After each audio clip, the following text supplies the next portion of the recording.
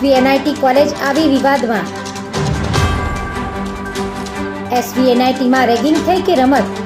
Birthday બોયને સાથી વિદ્યાર્થીએ પટ્ટા મારતા વિડીયો વાયરલ વિડીયોમાં રડવાનું કહેતા પણ કહેલું ન કરતા સતત પટ્ટો મારતો જ રહ્યો સાથી વિદ્યાર્થી મિત્ર। ડિરેક્ટરે કહ્યું, આ રેગિંગ નહીં, રમત છે।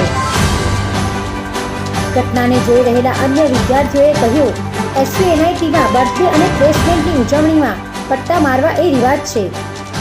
કમિટી બનાવીને તપાસ કરાશે। હજુ કોઈ સામે પગલાં લીધા નથી।